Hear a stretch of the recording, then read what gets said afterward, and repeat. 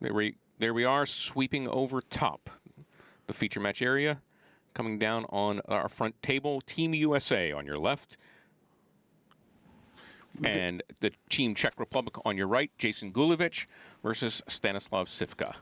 Yeah, we've got a pretty interesting matchup here with Jason Gulovic on mono red and Stanislav Cifka on a deck that not many teams have brought, which is just straight blue-black control. As it turns out, Stanislav, Martin Juza, and the rest of their team for the World Championship almost actually played this deck there. But at the end of the day, they decided to go with blue-white-red control instead.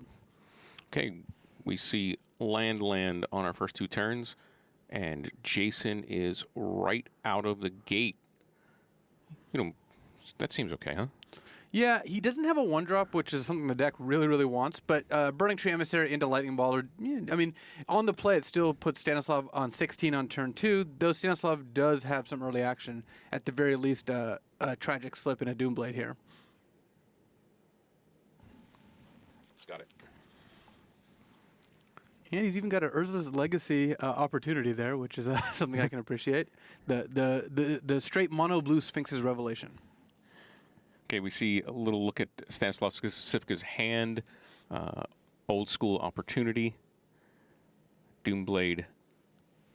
Quite some lands. Yeah, his main decision points here are whether he wants to play Ratchet Bomb and try to ramp it up and get both the creatures, but he takes a ton of damage off doing that, so he's just going to pass and keep up both Doomblade and Tragic Slip, which he's got a couple different things he can kill. The Tragic Slip can only hit the Mauler, but Doomblade can hit either creature. Okay, Gulovic gets in with both, and the Burning Tree Emissary is going to get Doombladed. Yeah, so the reason that he would do that is that Tragic Slip has a much narrower range of targets it can hit, and you can see there that Jason Gulovic actually has main deck Burning Earths, which are a common feature of Mono Red. But one of the reasons that the Czech team chose to go with the deck they're playing is that it actually gets to play a 14 basic lands, which is many more than a 3-color deck can afford to play. Swamp Ratchet Bomb for Stanislav Cifka. What's the number on our Ratchet Bomb? Well, it's going to just be 1 or 2, depending on what he's facing down. But right now, it's probably unlikely to hit Hellrider. Okay, Hellrider in on the quick cast from Gulovic. And he's going to drop Cifka to 10. I mean, this mono red deck can get in there fast. Yeah, it's all 1 and 2 drops with a couple 4 drops and a couple 3 drops, but it's looking at trying to have 3 to 4 creatures in play by turn 4. All right, there's 5th land. Now, one thing about the mono red is you're going to empty your hand relatively quickly. Yeah, it actually is one of the decks that gained the most with M14 because of Mutavault. Because, he doesn't have one here, but if you do draw 5 lands and one of them is Mutavault, that's a much better position to be in. Okay, maybe we'll take a look at Jason's hand as well. He's getting some advice. Yeah, he's got to decide between casting Rakdos, Cackler, and Burning Earth. And he chooses the Cackler. He runs out the Burning Earth and have. Oh, that is. I'm sorry. And has it. Even though Stanislav's deck is built to beat it, he might want to just go ahead and syncopate it here, since he's got a couple options. He doesn't get to cast Forbidden Alchemy if he does cast Syncopate, which is certainly a problem with Hellrider out there, but he might just want to syncopate it anyway because the 2 Drowned Catacombs he has are really going to punish him if Burning Earth stays in play. All right, Hellrider had gotten in, dropping Stanislav Cifka to 6. Yeah, which is not a great place to be. Luckily, this mono red deck only has the 4 Searing Spears for actual burn spells, so if Stanislav can stabilize the board and sit on removal, he's not going to get burned out all that often. But it seems like it's going to be a tough game to win without countering the Burning Earth here.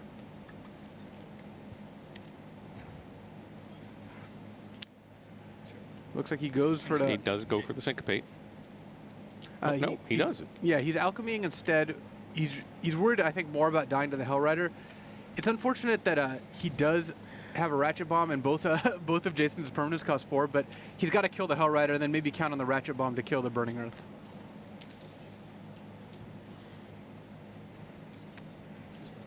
Big risk there for Stanislav Cifka.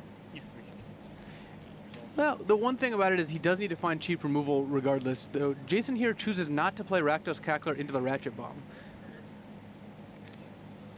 Looks like Stanislav now has decided what he wants to ramp up said Ratchet Bomb. And he decides against it. I think he drew another opportunity. Which, as sweet as that card is, right now all he really needs is one of his removal spells. He's got Tribute to Hunger is actually his best draw because it would kill the Hellrider and gain him 3 life. Okay. Flashback, let me draw a card. And still past the turn, Yeah. unfortunately. And remember, he's got to be worried about taking damage from every non-basic land he taps. Here comes the Hellrider. Triggered ability deals 1 to your dome. And Stanislav doesn't really have a choice but to take the other 3, so... So he is going to go to 2. And there's the Stromkirk Noble. Yeah, again, Jason choosing not to deploy the Cackler because of Ratchet Bomb, but either way, Stanislav doesn't have an answer to Hellrider. And we're on to a quick game 2.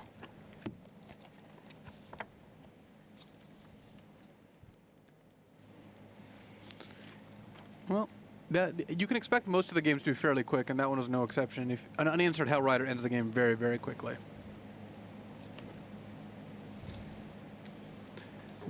Looks like that Jason's almost pre-boarded for this matchup, so I wouldn't expect too many changes here.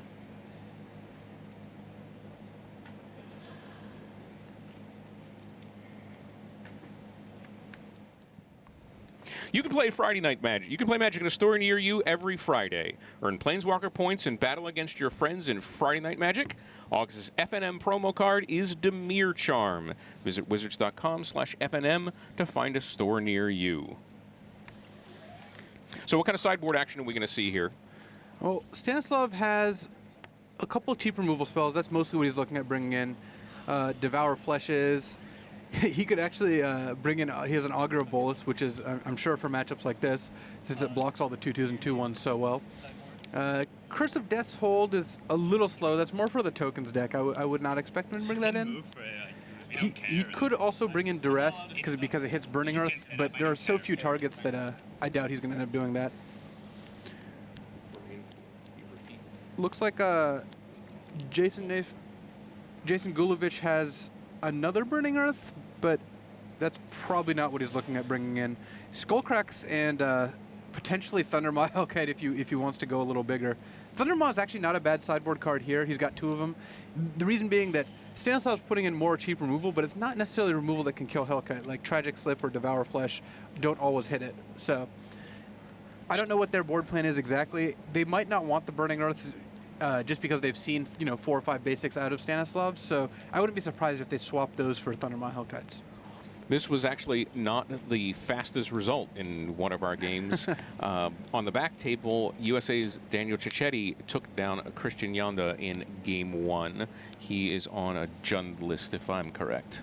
Yeah, he is. And he's actually playing against Bant Hexproof, which is not a deck that I expect to see a ton of just because of the card slots it takes up. But the Czech team, because they played Blue-Black Control, found a way to make it work.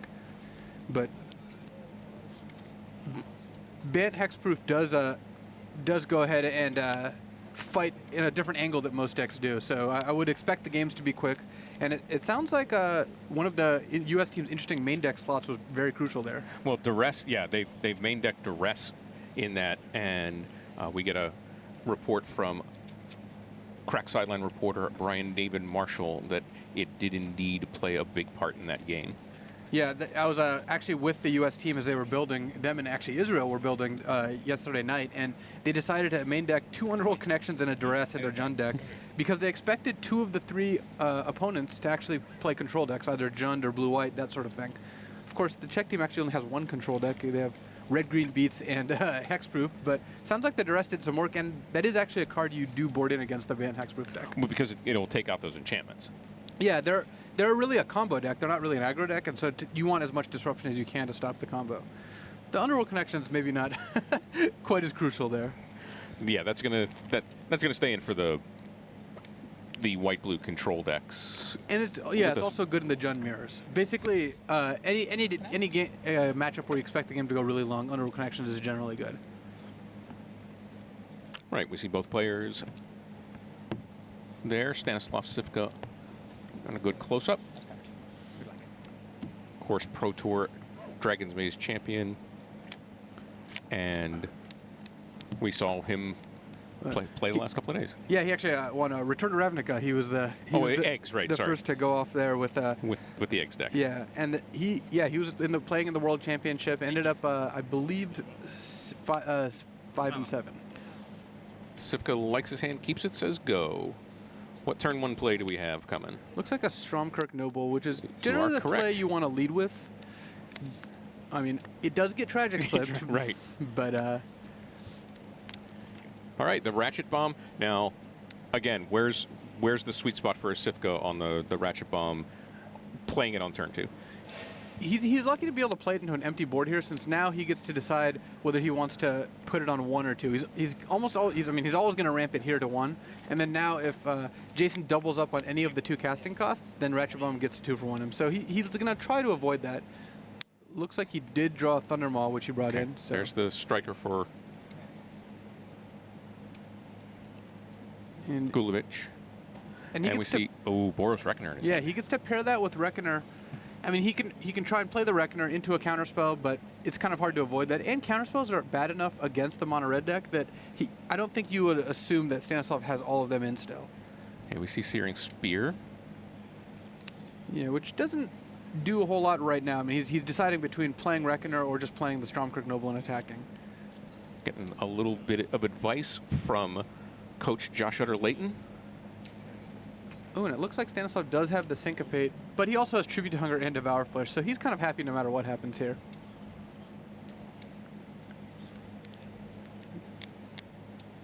He's deciding, looks like the Stromkirk Noble is going to be the play, which will pair with the Lightning Mauler. They both get to attack.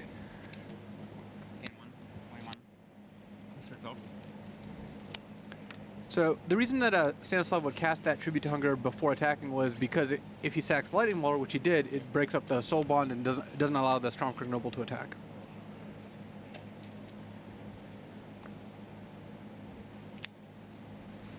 So Stanislav also chooses not to ramp up the Ratchet Bomb there.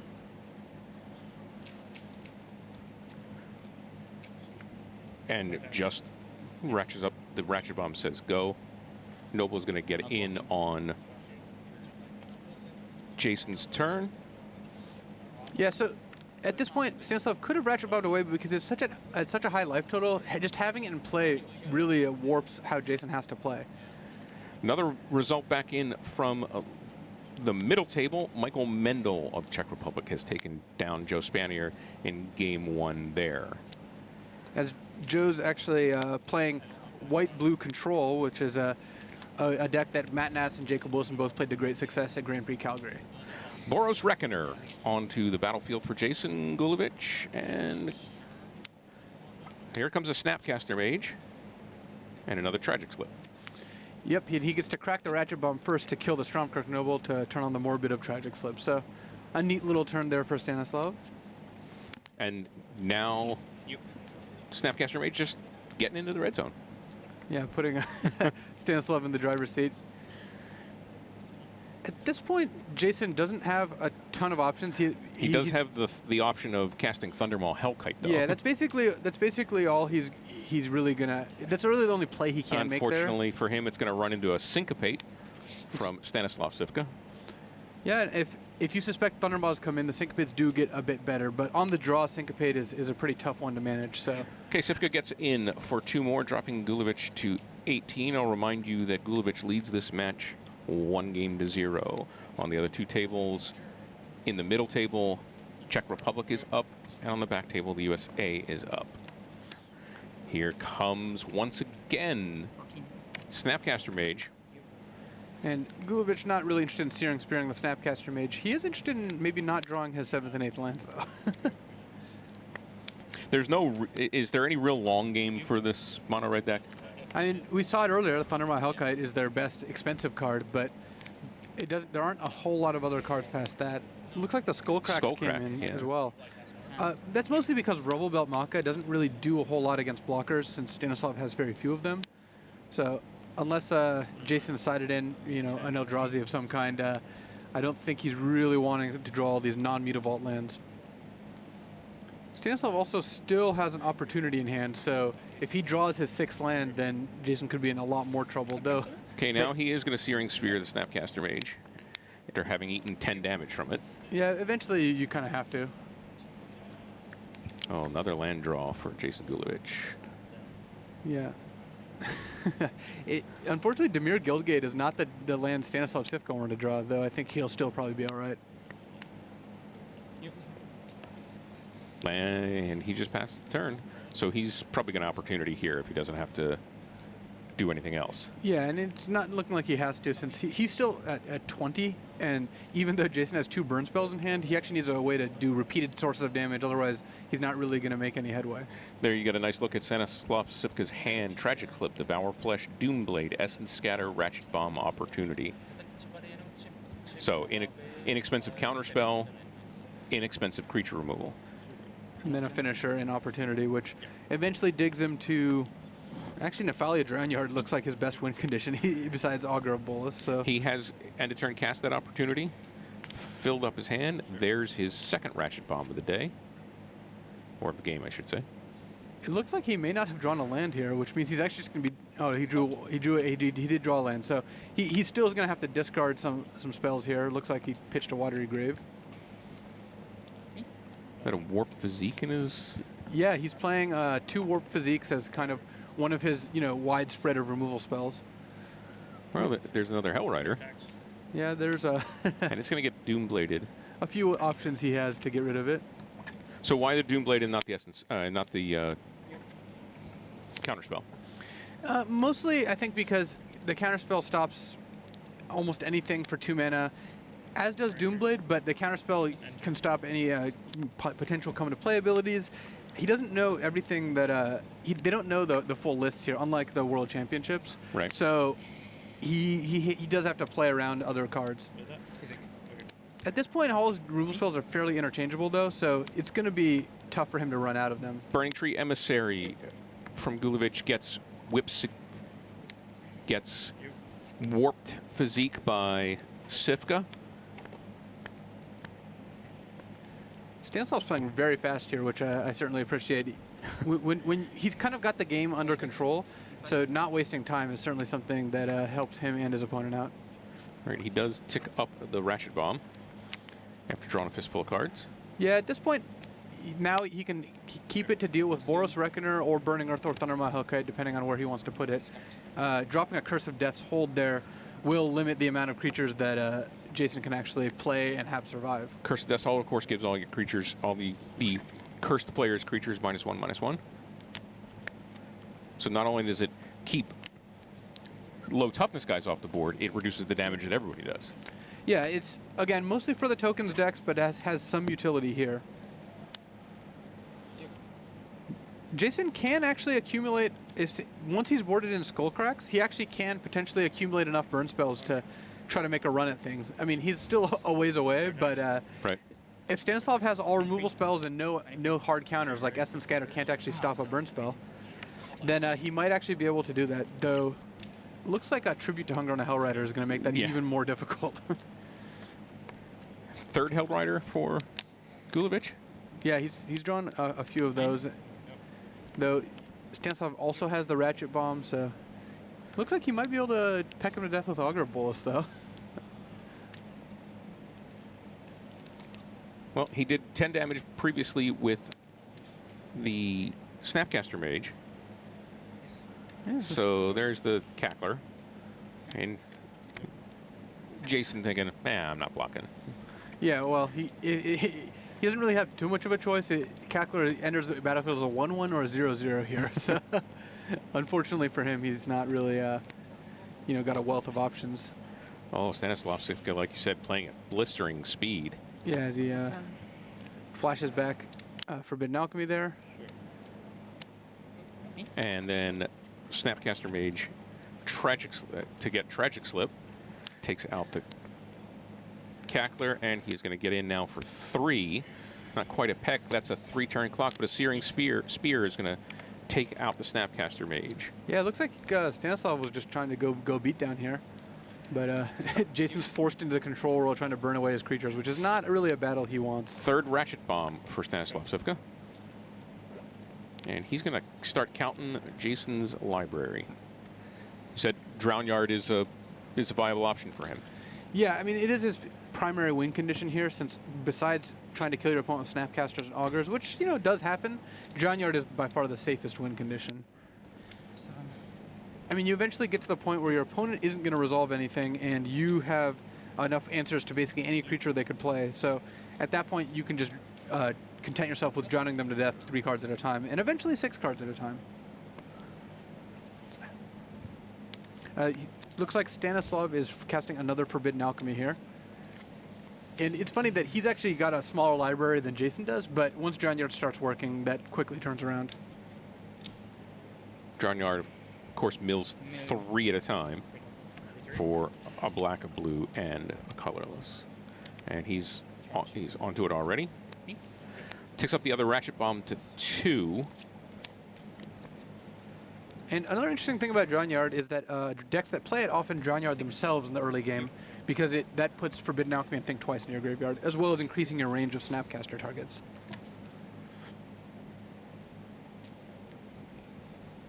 Sifka looking through a little bit. Trying to figure out his Snapcaster targets. Another Snapcaster Mage. For the opportunity, which he is going to cant. Team USA's picked up its first victory. Daniel Chetty has beaten Christian Yanda 2-0 in a big comeback in Game 2 from what we hear from Brian David Marshall. Yeah, in the Jund deck, it's probably the deck. Well, maybe the Mono Red deck would be a slightly better suited, but Jund deck is not that bad of a deck to play against Ban Hexproof. It has bonfires and actually has a clock. And Gulovich scoops him up. Going to take us to Game 3. Yeah, he saw the writing on the wall there.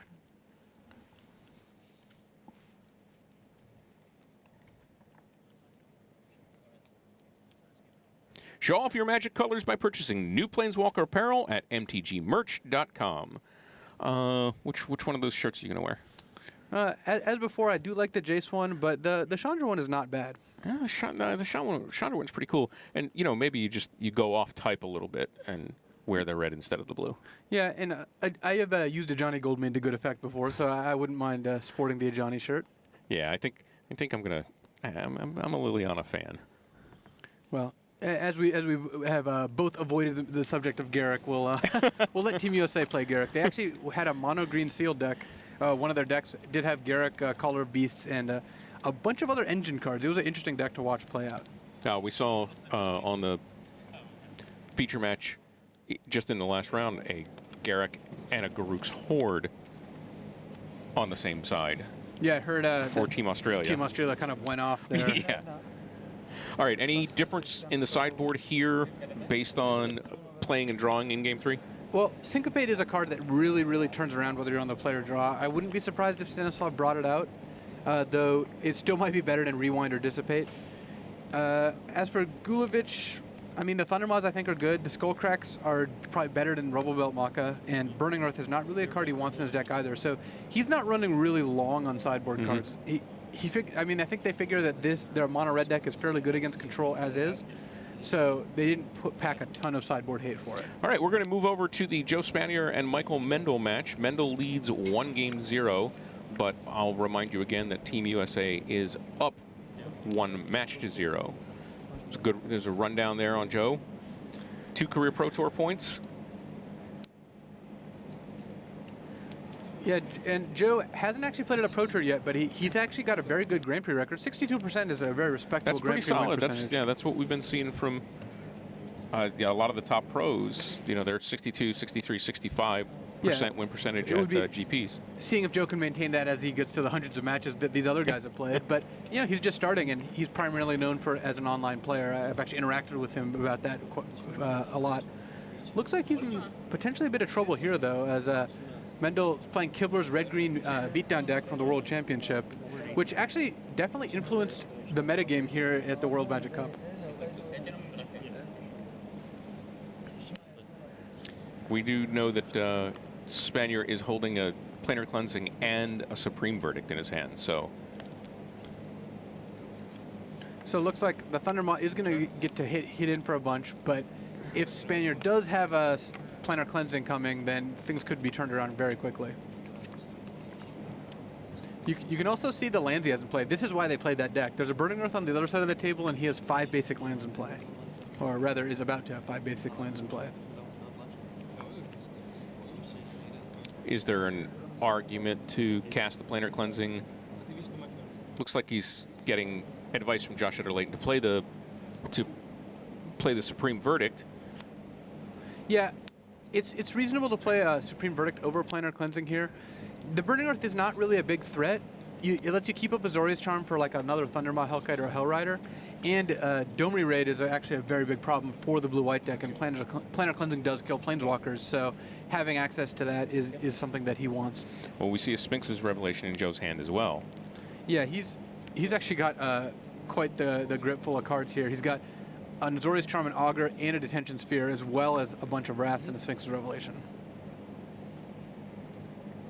All right, there is Domri Rod. Looks like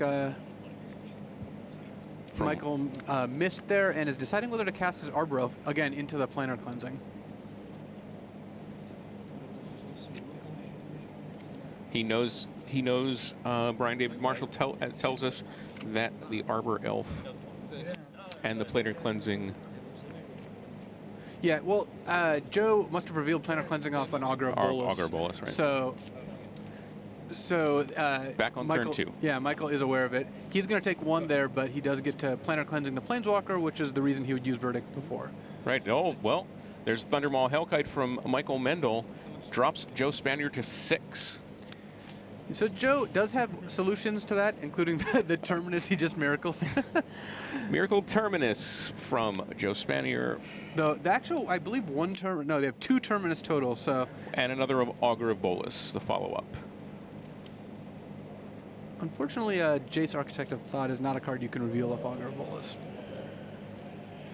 So even though Michael has got Joe down to 6 here, Kibler's deck, and which looks like they've been pretty faithful to, doesn't have any actual burn.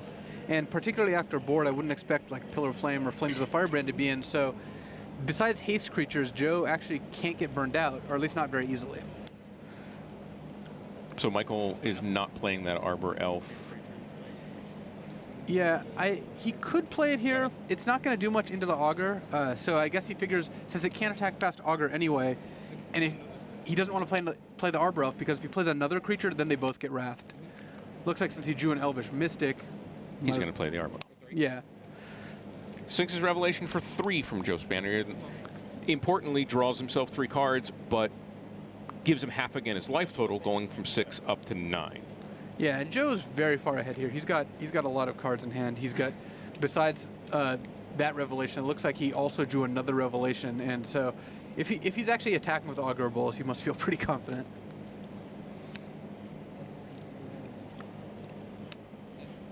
Another Augur of Bolas. Michael Mendel has to feel the sort of creeping inevitability here.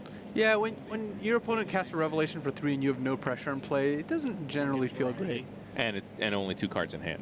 Yeah, so Augur hitting one of the many Wraths. This deck can side up to quite a few Wraths. It actually ends up with the 4 Verdicts, 2 Planar Cleansing, and 2 Terminus in this matchup, which is good, especially since a lot of those Wraths do get around the Persist creatures like Stranglerootgeist. We saw Think Twice in Joe's hand. Soon just heading to the graveyard.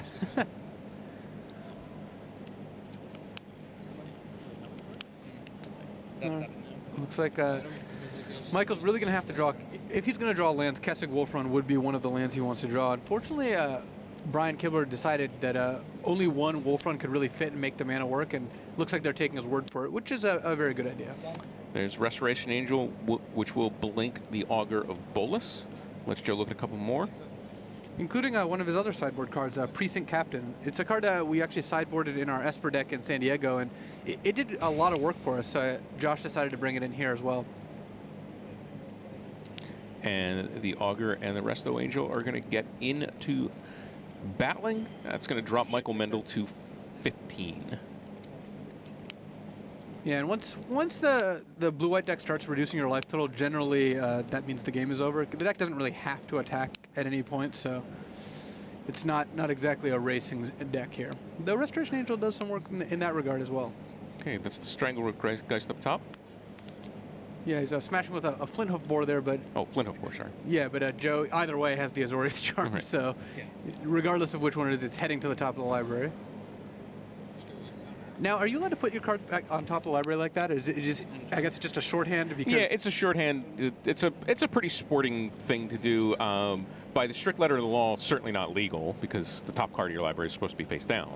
But if both players know about it, I mean, clearly it's not a problem. You're actually Yeah. doing it to help your opponent more than Right. yourself. But yeah, I've certainly been duressed and held just put my hand face up on the play mat and just played like that. Right. Like when I'm playing against someone I know, they don't have to bother writing it down. But I know if I was Michael Mendel, I wouldn't leave it the Flint Hoof Boar face up, only because then I'd have to look at it and Yeah. know that I'm drawing a card that's not going to do anything. Since Joe could just leave Restoration Angel back if he really wanted to. And he does leave Resto back.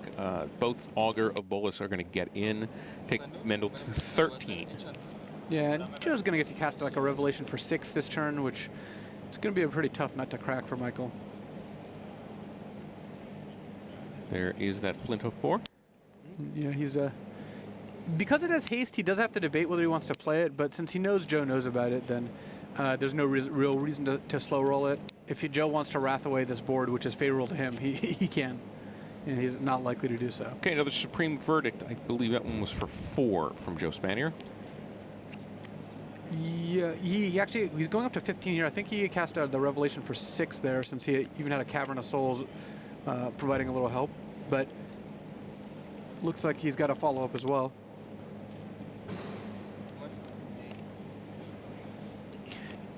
Looks like Yeah, I think it was only 4 because he's only gone to 13. oh, okay. So he must have kept mana up for.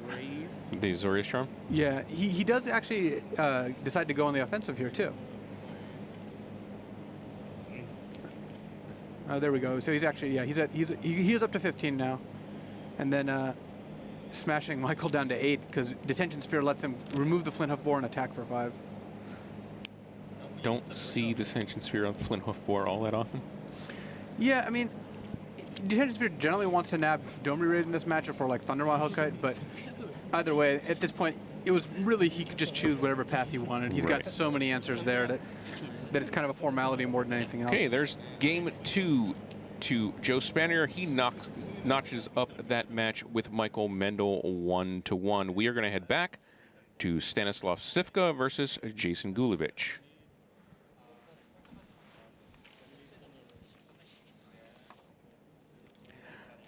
Looking to ignite your competitive spark? Take your game to a Grand Prix and see how you fare against the best players in your region, as well as top visiting Magic pros. Upcoming Grand Prix include Warsaw, Oakland, Kyushu, and Prague. For more information, visit wizards.com/Grand Prix. We are back in over on game 2 of Stanislav Sivka and Jason Gulevich. Game 3, I'm sorry. Yeah. So now that Gulevich gets to be on the play here, I mean, this matchup really more depends on the mono red draw than the blue black draw. If the mono red has its best draw, it's rare that the blue black can actually get there. What turn 1 plays does he have in his? He's got the 8/1 drops of Rakdos Cackler and Stromkirk Noble, and he really wants to lead with one of them, especially if he can follow it up with a Burning Tree Emissary on turn 2.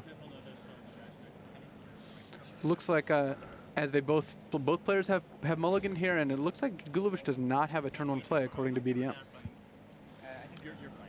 And they're waiting? They're waiting. Okay, just a little clarification. Which match is playing, which match is waiting. And there was no turn 1 from Gulevich. Yeah, well, had he not mulligan, he may have been able to get there, since it looks like he drew a Rakdos Cackler on turn 2. Burning Tree Emissary, Rakdos Cackler. This is still a good start. I mean, this is what he's looking for, especially since Stanislav does not have a Ratchet Bomb this turn. Thinking. Yeah, sure. Gulevich swings in. I know it. And looks like Sivka is going right into the tank already. There you see Burning Tree Emissary. Which is the card that really makes this deck work. It's a bear. And then When it comes in, it also gives you a red and a green, so you can cast something else. Boros Reckoner meets with Syncopate. Yeah, Stanislav's very happy to make that trade, though he would also be happy if he had a third land here. I believe.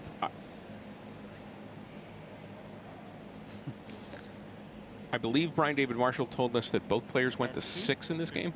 Yeah, and so now Stanislav has Tragic Slip, which doesn't kill anything, so he's really looking at casting a Think Twice main phase here and trying to hit a land drop, since his only other option would be to leave up Tragic Slip in case Jason does play a Lightning Mauler. Remind you, the United States is leading this match 1-0. This particular match is tied 1-1. We see Mountain Thundermail Hellkite in Gulevich's hand. And looks like Sifka did thirst for cast Think Twice and able to hit his land drop, though. Gulevich is in, drops Stanislav Sifka to 12. And so Stanislav, now that he has his third land, is actually not in that bad a shape. Double Tribute to Hunger goes a long way. It will essentially blunt this attack, and he could even consider taking the 4 here and just leaving Dissipate up, though that's a kind of risky play against Mono Red. All right, there's Tribute to Hunger. So That means an opponent sacrifices a creature. Big part of that, of course, is you gaining life equal to that creature's toughness. So Stromkirk Noble for Jason Gulevich. which leaves him still with a pretty good hand. The Thundermaw Hellkite, I think, has a potential to be good here, but now that Stanislav's actually hitting land drops and can cast Tragic Slip and Dissipate in the same turn, Hellrider is a good draw for Jason. Hellrider was a real nice top deck there for Jason. Yeah, I mean, it is going to get dissipated here, but he's got to get through that Dissipate somehow. And then there's the Tragic Slip on the Noble. Stanislav not wasting any time, just... You can tell he plays a lot of Magic Online, because that's the old Dissipate Tragic Slip F6. Burning Tree Emissary does get in there for 2 more damage. Takes Sifka to 10. Sifka would love a 5th land here so he could Snapcaster Dissipate, but you even have the opportunity to Snapcaster Tragic Slip, block with Snapcaster, then Tragic Slip his Morbids up, and then you can Tragic Slip whatever it is you want. Okay, Firefist Stalker was the draw for Jason. Striker, sorry. Looks like Stanislav's going to go ahead and just tribute the Burning Tree Emissary when it attacks, just trying to keep his life total up. Especially with double Snapcaster Mage, he's not really worried about losing like the card advantage battle, so he can just trade his removal spells for Jason's 2/2s. And there is the Striker. Is one of the criticisms of this mono red deck, the things that you're drawing in the mid and late game just aren't all that impactful? Yeah, I mean, that is the main thing here. Thundermaw Hellkite could be pretty impactful, but Snapcaster Mage is going to get... He gets to syncopate it immediately. All he needs to do is spend 1 on that. Yeah, if only Jason had a Simian Spirit Guide. Yeah, that's got to be a heartbreaker there for Gulevich. Yeah, I mean, he had a good draw, but and Stanislav was about to miss a land drop, but Think Twice into a stream of removal spells means that the blue-black deck's really doing what it's designed to do, which is kill all the opponent's threats, all the time. All right, Sifka into the tank a little bit here. What do you think he's thinking about? There's a Ratchet Bomb we see in his hand, along with Snapcaster, Think Twice, Forbidden Alchemy. Yeah, he basically, I don't think, wants to miss a land drop, so he's just going to lead with the Think Twice, and then probably just either play Ratchet Bomb. Now that he's drawn a Tragic Slip, leaving up Tragic Slip is a pretty reasonable alternative. It does keep you safe if you're, if Jason plays like a Hellrider or something, you get to trade with a Firefist Striker and then Tragic Slip. But the sooner you get out Ratchet Bomb, the better. So I think with Jason on only 1 card in hand, it's not unreasonable just to play the Ratchet Bomb. Okay, second Searing Spear for Sifka. Sorry, for Gulevich. If he puts together, 4 of a kind there, then he could just burn out Sifka. But looks like that was not the route he chose to He's take. going to use one of them on the Snapcaster Mage. Oh, he remembers the 10 damage he took from Snapcaster last game. Yeah. And, I mean, this basically trades a Searing Spear for 2 damage immediately, which is definitely worth it. Okay, here comes the striker. And it is tragically slipping. There is the big black banana peel. Yeah, it looks like Rakdos Kakler follows that up from Jason. Stanislav in a pretty comfortable spot here. He is at 10 versus 1 card in hand. The Forbidden Alchemy digs him into some sort of answer, and Ratchet Bum can just trade for Rakdos Kakler if he so desires. He could even just Alchemy into this Augur of Bolus and not worry about the Kakler here, which looks like the plan. So Forbidden Alchemy lets you look at the top 4 cards of your library, and then you put one of them in your hand, other 3 into your graveyard, Yeah, so which can set up some of your flashback tricks and put things in there that you want for your Snapcaster Mage. Yeah, and your opponent doesn't actually even get to see the card you took, which is nice. So they do get to see what you discarded. Augur of Bolus for Stanislav Sivka. Whiffs into 3 lands, but still think he's doing just fine here.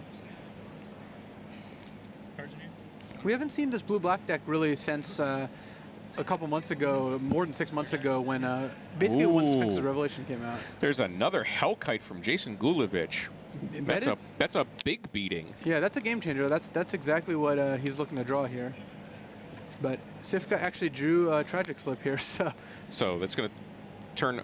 Ratchet Bomb killing the Kakler is going to turn on the Morbid of the Tragic Slip, which gives the Hellkite -13, -13. yeah. But we have quite the game here now.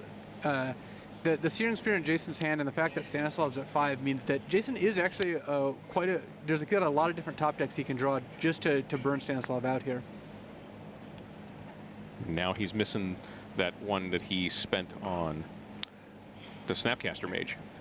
Yeah, I mean, Stanislav would have been at 7 versus 2 Searing Spears, so he still would have needed to draw another one to make lethal, but he certainly wouldn't mind doing that.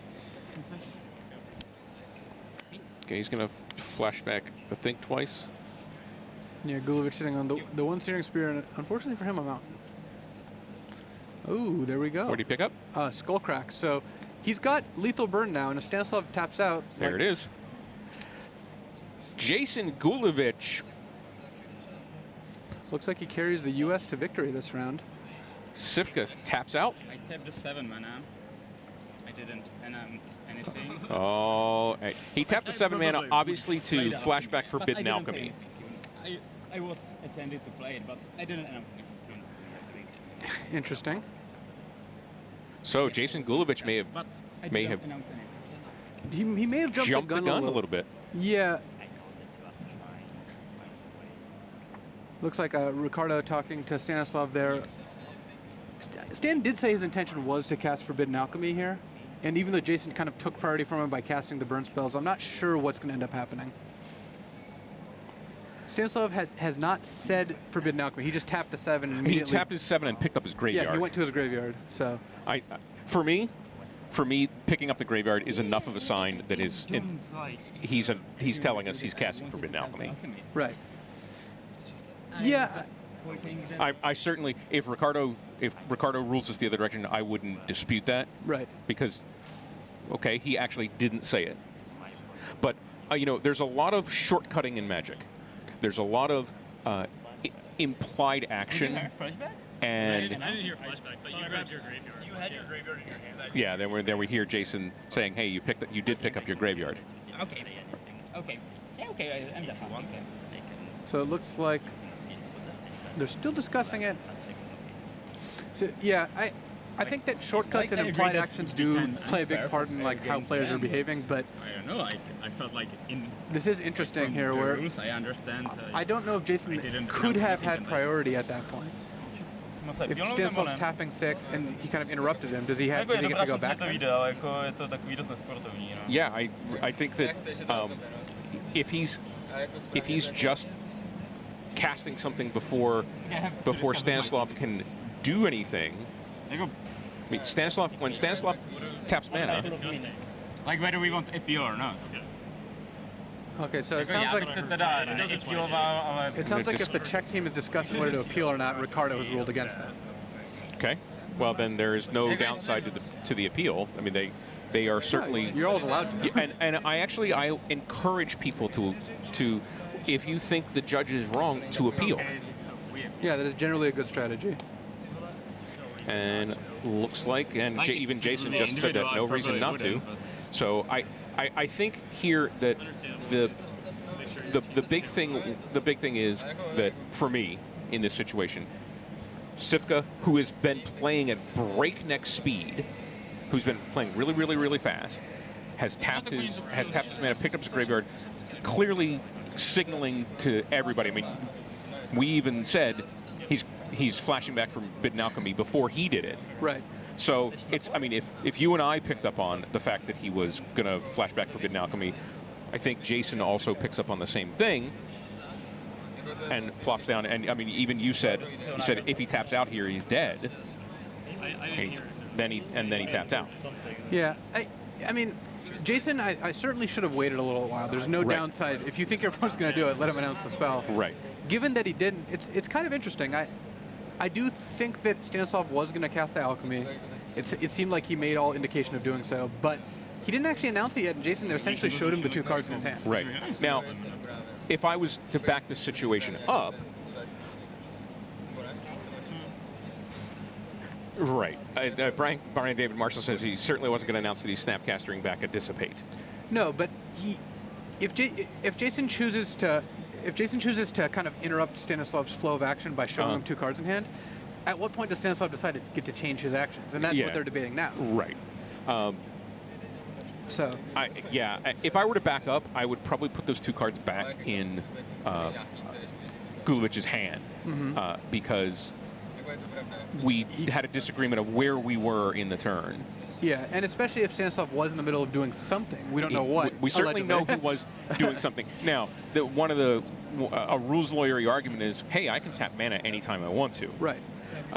That clearly was not the case here. He was clearly taking an action. Here's Hey guys, why don't you tell me what happened, and then we'll get your side and make head sure I'm judge on the same page. Jason LeMahieu. Okay. Then why am I here? It's end of his turn. Okay. I'm at 5 life. I have 7 mana and have Forbidden Stanislav's going to Alchemy in explain grave. the situation. Do this and maybe this. I'm not complete. Probably I did this. Yeah. Okay. But I didn't say anything like Sure. flashback or whatever. They just smashed it. Sure. And that would be We are lethal- discussing whether it's considering that I flashbacked alchemy or Okay. not because I have counterspell in my hand. Sure. And if that's it, I'm not gonna die and probably win the game. Why did you tap those 7 lands? I wanted to play alchemy. I'm honest. Okay. Were you announcing all your spells Yes, I very, did. very clearly before this? Oh, I did. well, I'm Every not spell sure I you agree with announced that. Very clearly? I think so. Yeah. Because Like, there was a lot of I- stuff. I mean, he never Yeah, he never you would say said think that I- twice Yeah, when he I- cast I his say think twice. no, I He just never saw said I Forbidden heard Alchemy when he something. cast I just Forbidden saw Alchemy the it. first time. Yeah, I wasn't Okay. keeping track of whether he verbally announced them, but he did certainly indicate, like, Yeah, I'm playing this spell. Yeah, he made clear Sure, indications, but Okay, I mean, do you if agree with verbal the story as indication he's told it? Yeah. is I the mean, yeah, he tapped is the 7, line but he here, has 10 in his then graveyard. I think that His graveyard in his hand. Sivka has definitely not announced things. Yeah. Okay. Is there anything you'd want to add? It is interesting to see that they're All right, both gonna in. consult with Ricardo again, and we'll be right back. Anything you wanted to add? I don't think so. All right, thank you. All right, so Jason LeMahieu gets the last of the The player of the testimonies. player testimony. So what Jason is going to do now? Jason's a level 5 judge. He's head judging the World Magic Cup, so you know he knows what he's doing. But what he is going to do in this situation, like all good judges should do in especially in big important decisions, is he's going to consult with another high-level judge. So he's going to go aside, talk to Ricardo Testatori, and work out what the best call is. And even if Jason knows exactly what he wants to do in this situation, the question he's going to ask is exactly the same that I would be doing right now if I was in his shoes. I'd be saying, okay, Ricardo, here's what I'm going to rule. Where are the landmines? What have I missed? What do you think in this situation? I never made a high-level decision at a pro tour in a vacuum. There was always consultation of other high-level judges. And it looks like he did as I exactly understand, that. The 4 judge originally ruled that you would be held to casting the Forbidden Alchemy. I see no reason to overturn that ruling. It's very clear, and I thank you for being honest and sporting about it, but you have definitely tapped 7 mana, reaching for the graveyard. Your intention was very clear Yeah, I to agree. a lot of people here. So I am going to hold you to the Forbidden Alchemy, and then these spells will be on the stack on top of that. All right. All right, thank you, guys. There, a great explanation from head judge Jason LeMahieu on that situation. Here we are back in the booth. I'm Sheldon Menery. He's Luis Scott Vargas, and we are in round 4 coverage of the World Magic Cup. Oh, little kerfuffle there at the end of that. It was an interesting end of the match, but it was really good to see that both teams were still happy. Maybe not with the match outcome, but with the ruling and Stanislav and whatnot, where they were still being very sporting. Yeah, I think, and I really like that Stanislav said, "Hey, look, in all honesty, I was intending to do this, but I never actually said I was going to do it." Right. And they did seem very sporting. They had the handshakes at the end and all, so I think all in all, the right decision certainly came out of that. Looks like we are going to go down to the feature match area for an interview. Here's Brian David Marshall. Come with me.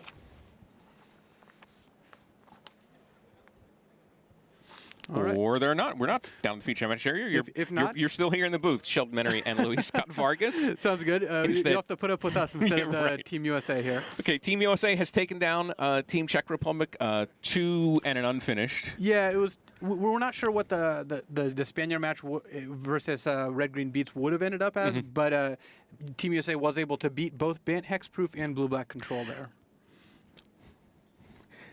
Now, we're going down to Brian David Marshall.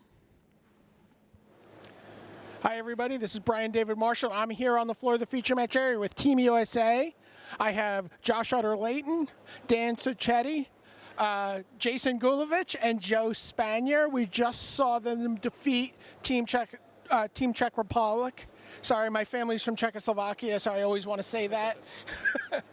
Okay, guys, what happened there at the end of the game? So apparently he tapped 7 mana and reached for his graveyard, and I thought I heard him say flashback, and so I casted the double burn spells to kill him, and then he was arguing that he didn't say anything, and that he should be allowed to cast something else since he didn't make his intent known. To be fair, the three of us concur that we didn't hear him say anything, so... It was probably just a sigh. Like, he probably just let out a sigh, like, oh, and I just took it as... It was definitely not clear that the alchemy was on the stack, but we all knew he tapped 7 and grabbed his graveyard to flashback alchemy, so... Right. Did you learn something valuable there about maybe waiting a beat, sitting on your hands? More of being reminded of something I already knew. Josh Utter-Leighton, you've been playing a lot of Magic this weekend. You're going to play 5 days of Magic. Yes.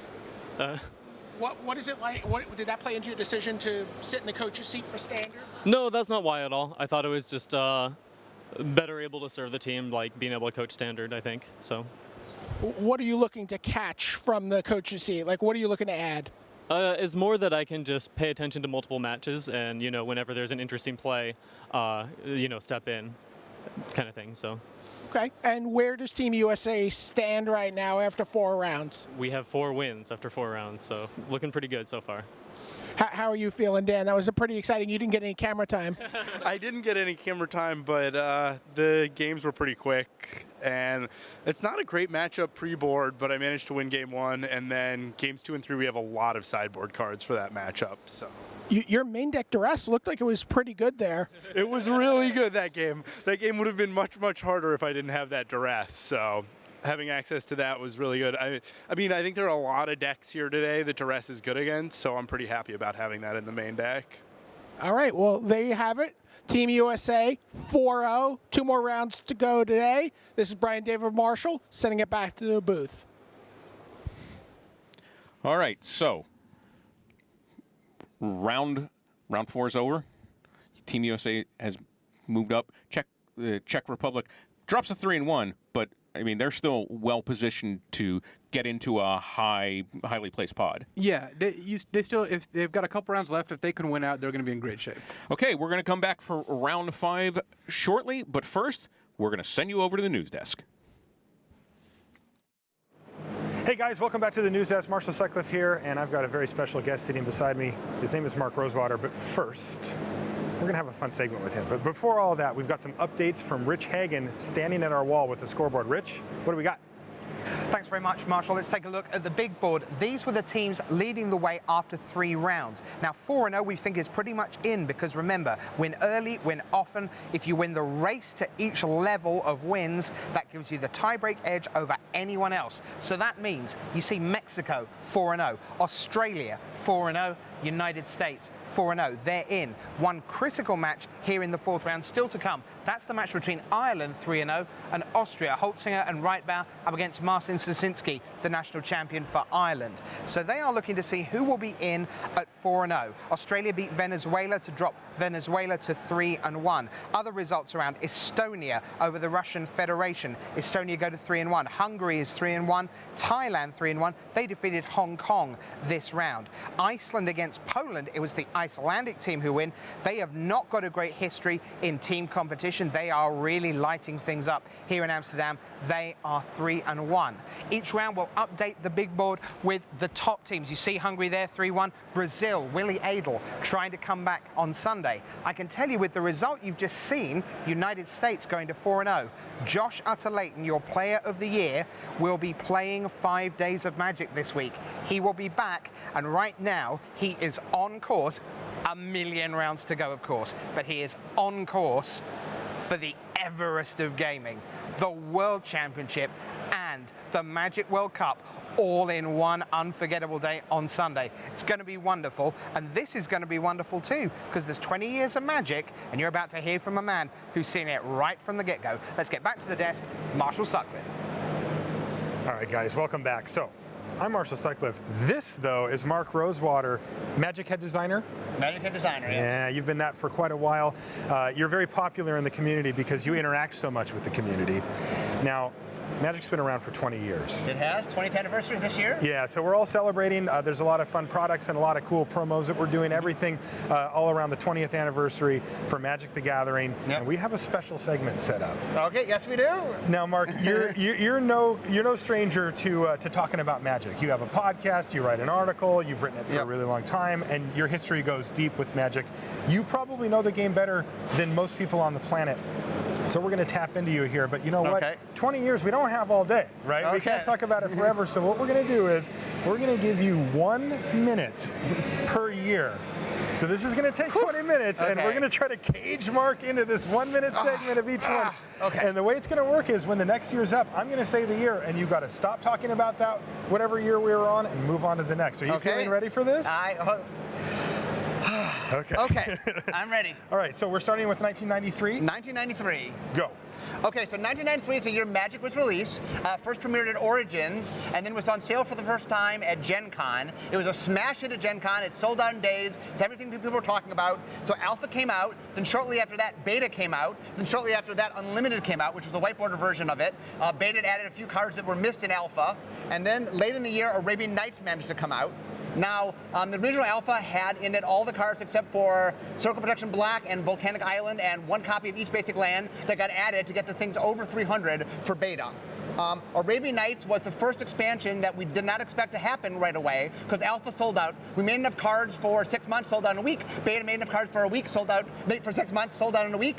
And then Arabian Nights had to get rushed into production, and Richard Garfield quickly did it. The flavor text was done in a night, and originally it was going to have a different back, but at the last minute, Scaphalias convinced everybody that was a mistake. Don't change the back, so they kept the same Magic back. And then Arabian Nights premiered right after Unlimited in December to finish out the year of 1993. 1994. 1994 was a bangful year full of lots of releases. There was Antiquities, Revised, Legends, The Dark, Fallen Empires. It was the year the Duels Convocation first came out. Later to be renamed the Duels Convocation International, or DCI. That is when we introduced 60 card minimums. The game first started with the 40 card minimum.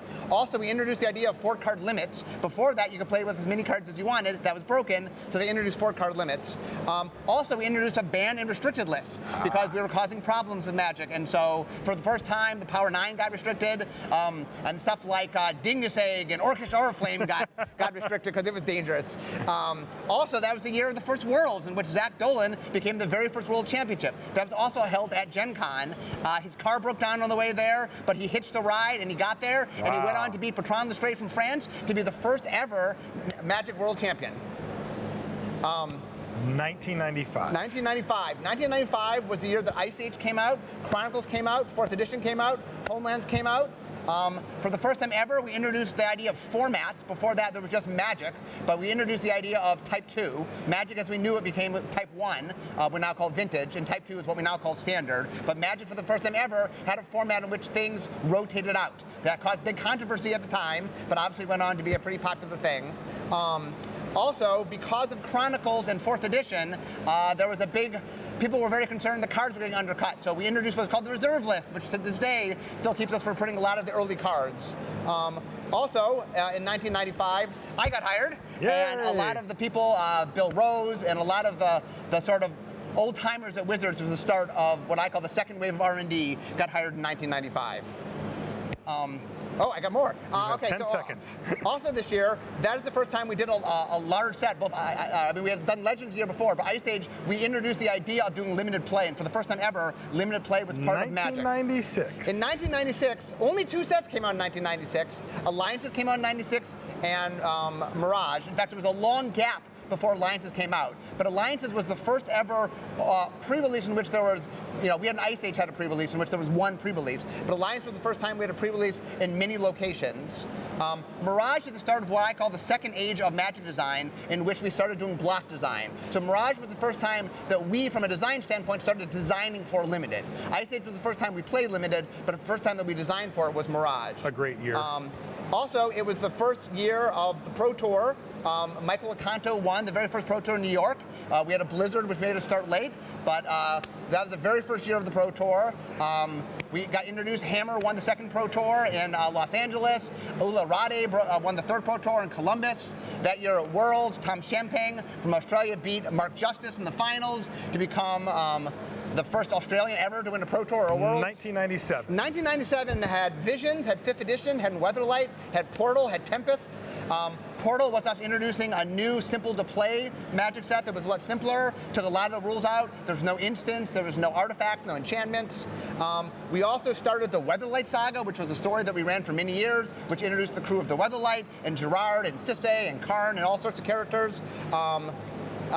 5th edition, we, for the first time, had a giant large set, one of the largest sets we've ever done, with, I believe, over 400 cards in the set. That was the year that we introduced pre-constructed decks. That was the year we had Vanguard, which was a product that you started with these cards in play, and they affected your starting hand size. We did pre-release cards for the very first time. The first Grand Prix ever held here in Amsterdam. We held the first Grand Prix ever. The Pro Tour appeared on ESPN2 that year. And for the first time ever, people could see the Pro Tour on television. It was a year chock full of exciting sets. Weatherlight was the first time we ever did a graveyard set. And Tempest, 1998. 1998, Stronghold, Exodus, Urza's Saga, Portal Second Age, which we did a second Portal. Unglued, one of my favorite all-times, first Silver Border set ever, appeared in that year. There's as of Exodus, we introduced rarity symbols, we introduced collector numbers for the first time. And like I said, we were telling the story, and so for the first time, the characters introduced from the previous year, Exodus and Visions, that's Exodus and Stronghold, were telling a story. Urza Saga was the year we broke Magic. We made a few mistakes, and things kind of broke. There was a Pro Tour that year that a lot of people claim was the craziest Pro Tour ever, as far as the most powerful decks, in which games were ending on turn 1, sometimes late, turn 2. And it was also a year in which we put out a lot of. We changed the way that we thought about the sets. The Urza Saga was a year in which we did a lot more experimentation. 1999. 1999 was the year that Urza's Legacy came out, 6th edition came out, Urza's Destiny came out, Mercadian Mask came out, Portal 3 Kingdoms, which was us taking Portal and bringing it to the Asian market, in which we told a classic story. Those cards are very, very hard to get now because we did not produce a lot of them. And there's a lot of cards from that set that have gone on to be very, very hard to get. That is the year in which premium cards got introduced in Urza's Legacy. So what a lot of people call foil cards got introduced for the first time. And that was 6th edition. So he introduced 6th edition rules. The stack was introduced. And that caused all sorts of controversy and people up in arms that we added a stack and damage went on the stack and all these things changed. The artifacts tapped and didn't work anymore. Didn't end up ending the game. It did not end the game. Also, that was the final issue of the Duelist happened that year. The Duelist had started back in 94 and they finished for the first time in 99. And also it was a year in which we saw Mercadian Masks started, and that was depowering us trying to fix the year from Urza Saga. 2000. In 2000 was the year of Nemesis, Prophecy, Invasion. It's the start of what I call the third age of design, in which we started doing themes for our blocks. So Invasion was all about a multicolored theme, and so before that we hadn't really done, it was kind of just like, there's 2 new mechanics and a bunch of stuff and we're going to do it. And while we had done some story stuff, we were very focused that year. Invasion was like, we're doing multicolor and we're doing things that tie into multicolor, and it was all about playing lots of gold cards. Also that year was the first year that we had, what else did we do that year? We did, this is hard. Yeah, hey, I can't believe you still have breath left. So this is the year that we started focusing on thinking long-term about how we set up the block. So Invasion did something that will happen next year in which we withheld something for the first time. We didn't do enemy gold cards to allow us to set up something that would happen later in the block. And so it was the first time that we sort of had planned ahead. A little foreshadowing. Also, Randy Buehler started that year. 2001. Okay. 2001 was the year of Plane Shift, Apocalypse, 7th edition, Odyssey.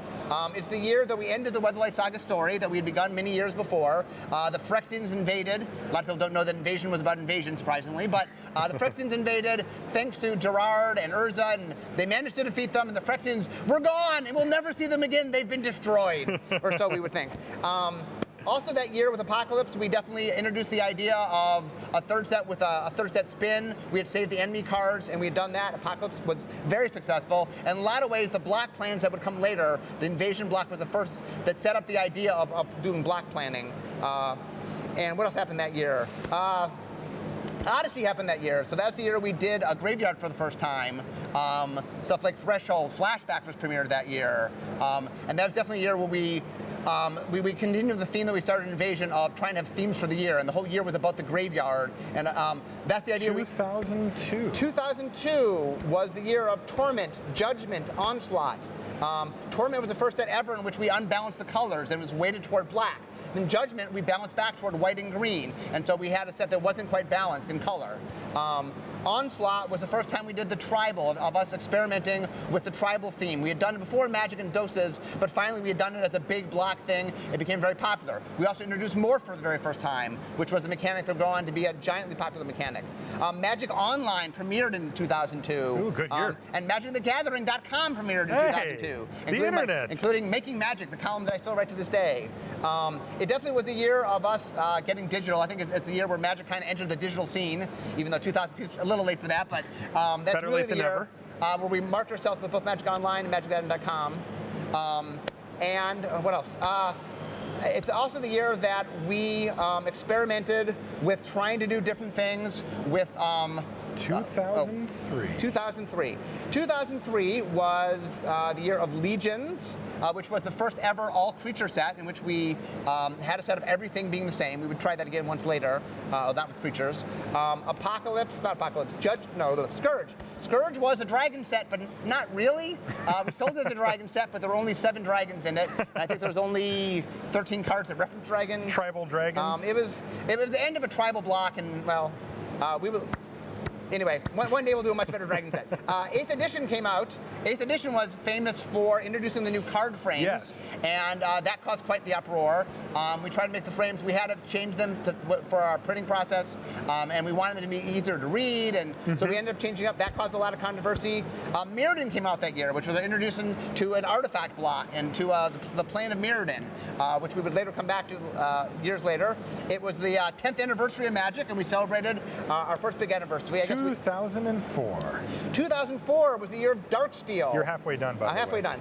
Darksteel, Fifth Dawn, Unhinged, Champions Kamigawa. So Darksteel was us continuing the theme of Mirrodin, which was making broken cards. We did more of that. As it turned out. And we, I think Darksteel's thing that broke the camel's back. We ended up breaking standard pretty badly. We banned, I believe, 7 cards. 8 cards. We banned all 8 the cards. Lands, We banned all the 6 lands and 2 other cards. Fifth Dawn was us.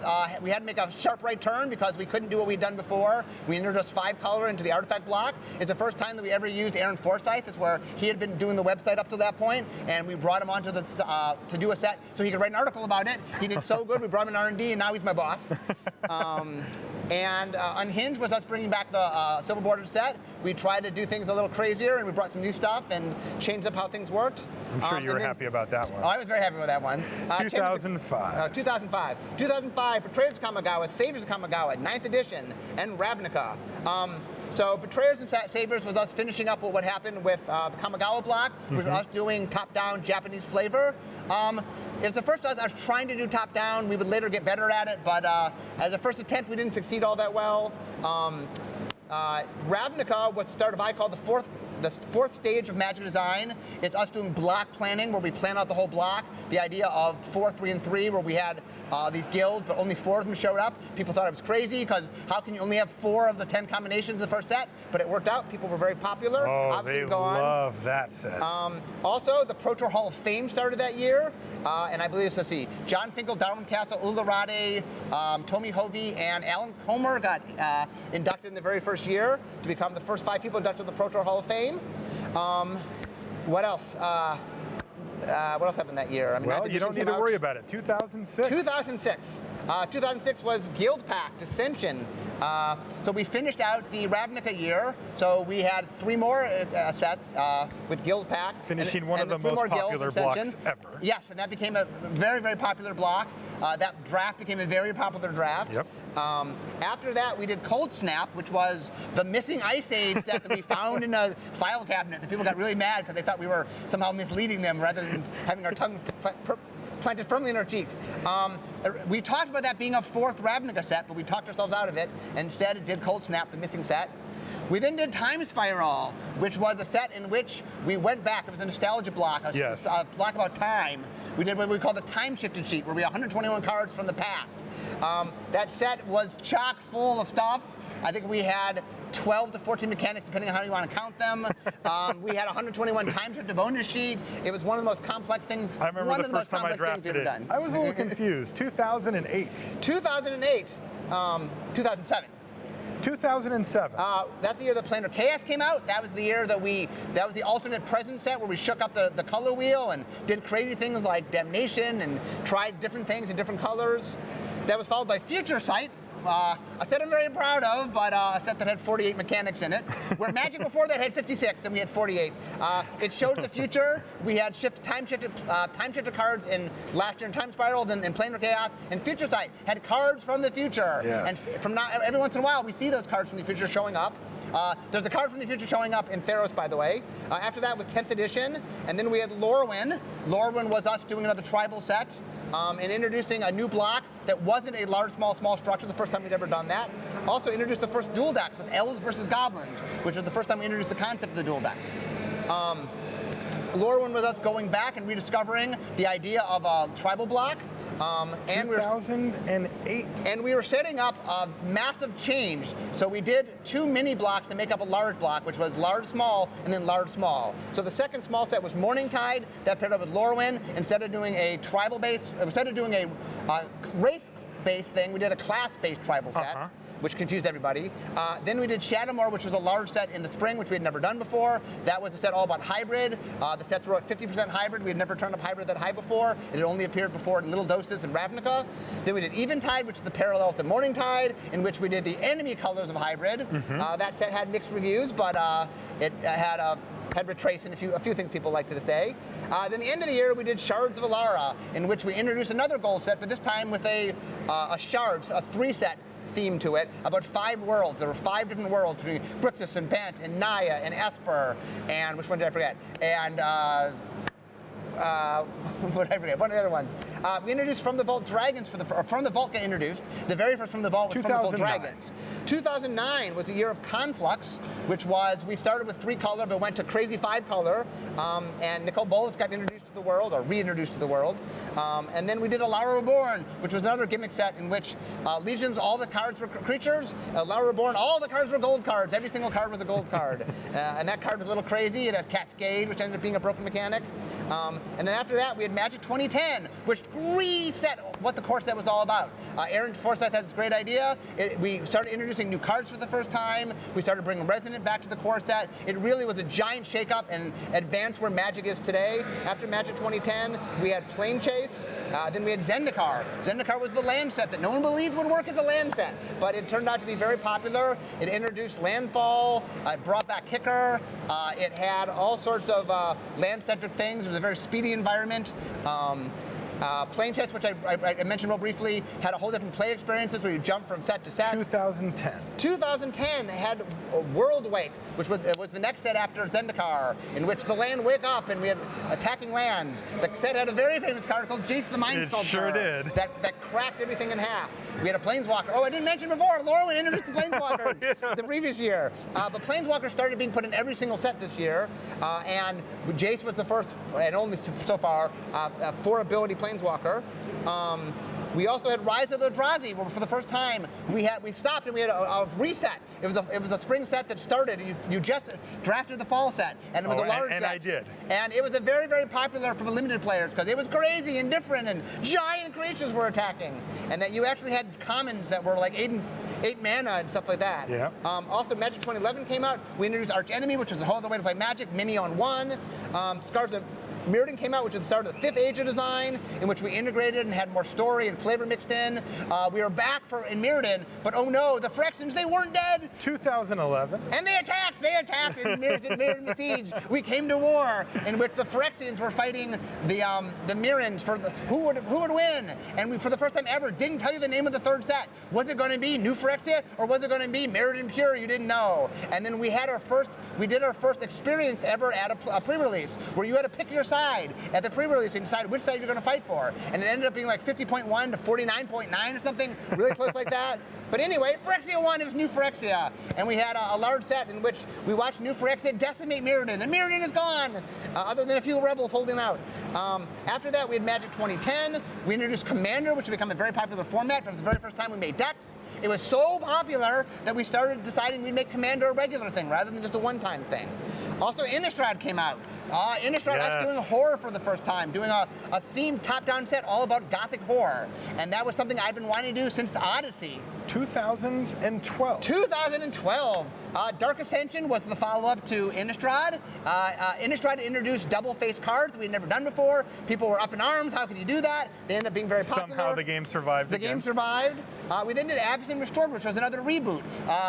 Abyssin had been trapped in the Hell Vault, and at the pre-release, you had to free her from the Hell Vault. It was a big experience. And then it changed everything, and so it was a new experience, a new draft, and now the monsters were fleeing, and the angels were in charge, and things were different. After that was Magic 2013. Then we went back to Plane Chase for the next Plane Chase. And then we returned to Ravnica. People had loved Ravnica, so we went back to Ravnica. Except this year we did it a little bit differently. We did, instead of large, small, small, 4-3-3, we did large, large, small, 5-5-10, which was something completely different than we had never done before. Return to Ravnica had 5 of the guilds, and we for the first time had boxes of pre-releases, and we made you choose your guild, and there was factioning online, and that leads us into 2013. So we had Gatecrash, which was the other 5 sets. It's the first time ever that I handed off the set to somebody else, mid-design. 2 of us designed the set. Dragon's Maze was a set in which all 10 guilds were playing, and you could draft all 3 sets. A few years back, we had changed the drafting order, so you went backwards. So now you did Dragon Maze first. And then after Dragon's Maze was Modern Masters, in which we brought back all these old cards from Modern to give people their hands on Modern. And that was crazy popular. People could draft it, do all sorts of cool things.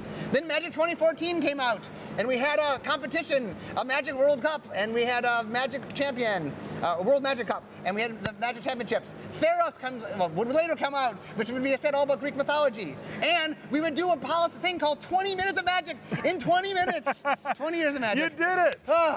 Wow, you must be tired after that. I know you like to talk, but come on, man, that is ridiculous. 20 years, and you know what? I missed so much. All right, Mark, that was fantastic. Thank you for that. Are you okay? I'll be okay. Are you breathing? I am breathing. Breathing normally. We'll get you some water in just a minute. Maybe even some ice cream if you're lucky. Ooh, I hear free ice cream. Yeah. So. I guess I'll just chat with you for a couple of minutes here. Sure. It looks like we're going to be going over to the feature match area in just a minute. Mark, I just wanted to really say thank you. I appreciate you taking the time. Oh, no problem. That was super cool. I think we're actually ready to go down over to the booth now. So why don't we head back over there, a little more unified standard for the World Magic Cup here from Amsterdam. Guys, thanks for joining us. We'll see you in a few minutes.